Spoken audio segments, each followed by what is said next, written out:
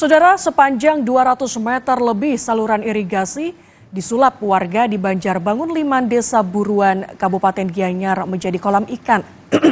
Selain menjadi pemandangan yang indah, adanya kolam ikan koi juga membuat lingkungan bersih dari sampah.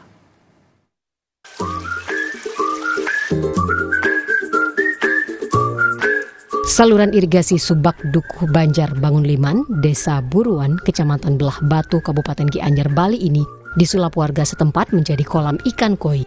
Sebelumnya, saluran irigasi yang hanya digunakan untuk saluran pengairan sawah saja, kini pun menjadi daya tarik lingkungan yang asri. Awalnya, dui fungsi saluran irigasi ini digagas pemuda setempat dan hanya diisi ikan mujair.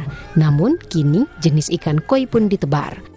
Untuk menjaga kelestariannya, ada larangan khusus bagi semua warga dan pengunjung untuk tidak menangkap ikan, namun sebaliknya, siapapun boleh memberikan pakan ikan. Kepala Lingkungan Banjarbangun 5 mengatakan bahwa warganya secara bergotong royong dan semangat melakukan penataan saluran irigasi. Kegiatan dari awal sebelum ada penataan kembali dari Taman Koi ini, STT yang berada di Desa Adat Pengoliman sangat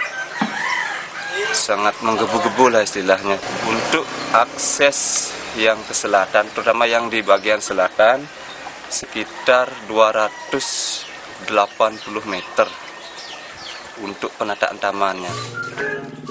Dengan dijadikannya saluran irigasi ini sebagai kolam ikan, kebersihan saluran air ini dapat lebih dijaga dan juga dijadikan sebagai objek wisata baru bagi warga sekitar. Nyoman Sudarmika, Kompas TV, Gianyar, Bali. Informasi tadi sekaligus menutup perjumpaan kita. Tetap pantau terus informasi Pemilu 2024 hanya di Kompas TV Independen Terpercaya. Saya Gracia Dur. Dan saya Fajri Satrio mewakili segenap kru yang bertugas undur diri. Terima kasih dan sampai jumpa.